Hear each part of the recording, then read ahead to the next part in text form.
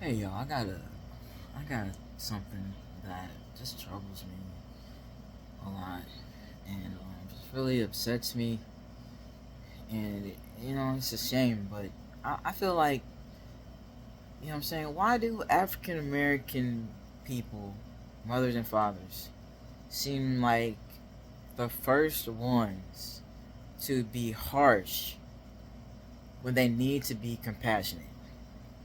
And it's like this. I come from a very large African American family. Like, ever since I was a little kid, there's like 50 African Americans all around me at every gathering. At least 50. It's a lot, and that's just one side of my family. And and they're so harsh. Like the women, they were really harsh. Like direct, and they'll drive it home, and it's like they will go there. It's like if there, it doesn't matter if there's 10, 20 people around and you're at risk for being, traumatized by embarrassment, they still go there. And then it's like, and then the African American woman, it's like you're supposed to be so connected to nature and the peaceful, natural, just default being of the world and life, and you're supposed to be connected to abundance, and ethereal knowledge and grace, and at the same time you're supposed to be recognized for being the complete opposite, like rushed, sharp, and forceful, demanding, and then like what I'm saying, like showing down on somebody, so because you don't want to look weak, so you want to show out on another person. When if you're being a bully, which is what that is, you're definitely not strong.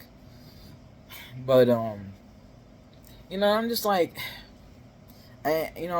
all the Hispanic, I love Hispanic women, but all the African American women that are women that were at least 50% African American have always been harsh for no reason.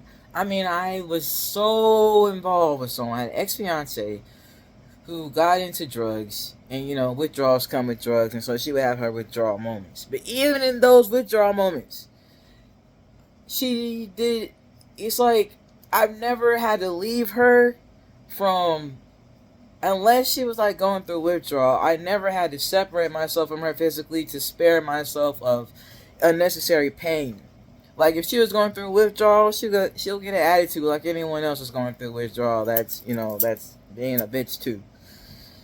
But African American chicks, they do that shit just to fucking do it. Excuse my language.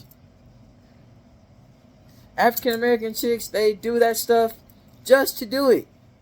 Like, just because, like, what are you trying to prove? You know what I'm saying? I'm African American too. Like, I don't know if you can tell. I was like, what are you trying to prove? You know what I'm saying? When you were growing up 10, 12 years old, we got the same history lessons. Our grandparents, our parents, you know what I'm saying, whether it's biological or in the community, they told us the same side of history. You know what I'm saying? We coming from the same side. We on the same team. It's like, why is it that I am African American and I've dated white women, Hispanic women, African American women, Asian? Let's see. I like telling the truth. I don't remember dating anyone that's Asian.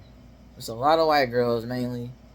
First, African American girls, but first, let's see. I grew up in the harshness. So tired of it. Dated my first African American girl, and just gave me the harshness. I was trying to get away from it. That didn't work out. Or she was harsh with others and tried to be nice to me, which that does not fly with me. Dated my second. Tried again with a second. Maybe like back then I was thinking she was maybe more mature, maybe more like commitment, long term view type deal. Same, just unnecessarily like. Why are you so harsh towards me? Why are you so harsh on your teammate? What is wrong with you that you feel within you that it's okay to be a complete offensive person to your teammate that is giving to you, that is voluntarily giving to you, whether it's their energy, their time, their gas mileage, you know what I'm saying, they're on their actual vehicle, or their literal, or if they walked with you somewhere just to keep you coming. I don't know, people do things for people. You know, and then it's like, if someone, and then people are like, they're taking it like they're stealing it. But it's like that person is giving it to you. But I don't know, I almost got off on a tangent with that part. But it's like, the African American women, it's like, why can't we, why, and men too, why do we yell so much at each other? Why do we yell so much at our daughters? You know what I'm saying? Why do we feel like we can just yell and bully our sons? Like, why do we treat our children and our wives and our brothers and sisters and our cousins, aunts and uncles and whoever like the slave drivers treated us? We inherited this crap from them. You don't have to beat your child. The Bible says, spare the rod, spoil the child. You don't have to use a literal rod. Sometimes, yeah, but they say, if they say something they're supposed to say, pop them. They over here hitting on people, you know what I'm saying, touching people like inappropriately, pop them. You know what I'm saying? Yeah, they going out, they repeating things they hear, you know what I'm saying, too much. Like they're not showing that they have an awareness of using their discernment, and they're out here just following whomever. You better pop them, for they end up following the wrong one, and they take those. All it takes is 2 steps walking behind the wrong person. You know, you gotta stand on your children. But guys, man, I'm disappointed in African American people, heritage, culture.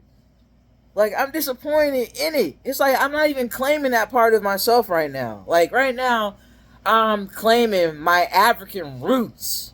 I'm trying to find something within me that actually reflects me. You know what I'm saying? I don't treat people the way a slave driver has treated someone. You know what I'm saying? I'm not going to be okay with that, and I'm not going to sit here and be unaffected by that. That's going to affect me deeply and thoroughly when I see African Americans versus African Americans. That's their friends or their romantic interest, their lover, their you know, if not their wife or husband, their spouse. You know, their brother, their sister, their friend from elementary school, and now they're both like in their mid-20s or something. Stop treating them like the slave drivers would. Stop treating our sons and daughters like the slave drivers treated. You know what I'm saying? We learn, it's a learned habit. And the Bible, we all know half of it is manipulation. Pure manipulation. So put it down. Make a new one. Make a Bible for your household. Throw that phony book out. We've been following that phony book for how many years? Why are we still? If the times have changed, we need a new Bible, a new set of 10 Commandments, and it's so paramount right now that we all get some reins on this energy. Because, you know what I'm saying, like I was telling people, it's going to get heavy, the calamity. And that was before school started. Boom, school started. Already, I think it was on the very first day. I know it was within the first week of school starting back. Already a school shooting. Okay, already, you know how people are going to start having shootouts and stuff at school, y'all. Mark my words, there's going to be a school shootout, and it's going to lead outside. And that is how we're going to start having shootouts. You know what I'm saying? Like, right now, you'll hear of a shootout. You know what I'm saying? Somebody might use it for some music. Somebody might put it in there. You're just going to hear about it. Maybe you might hear, like, I recently heard about a real actual shootout. For the first time ever, well, not for the first time ever in my life. I heard about an actual shootout for the first time at an age where I could actually picture what they were talking about happened. Okay? And I'm only 35. And, you know, I heard about that shootout like 4 days ago. It was a mass shootout on personal property, bruh. Someone's house. And, like, can you imagine, like, I'm telling you guys, like, personal property on the house where you live in a neighborhood. Can you imagine that? I think they said there was like 25 bodies. And, like, one that are, I don't know if they were all related to that ordeal or not, but there was a shootout in a neighborhood, not a standoff at someone's house on 2 acres of land, in a neighborhood where you know what I'm saying. You know what I'm saying? It's just crazy, y'all. And then yeah, it's true. It's like black people are so quick to just fucking shoot black people. It's like, stop with the brainwash. Like, what is wrong with us? Like, nothing, ain't shit. I was like, ain't anything wrong with me. Some things, but nothing like that. You know what I'm saying? Like, I gotta work on how I treat myself. But I gotta really work on trying not to, pop somebody. But it's like, I don't. This African American thing is like, it's wrong. It's backwards. We are so much more than we know we are, because we are so controlled. Down to every atom of our brain is so controlled. If you try to step outside your friend group logic, why are you all of a sudden gonna be so much more isolated than before? And you step out of your little 4 or 5 friend group logic, you know what I'm saying? Have your close friends, whatever the laws y'all go by.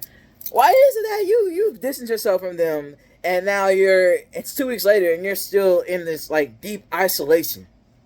It's like you are being so controlled.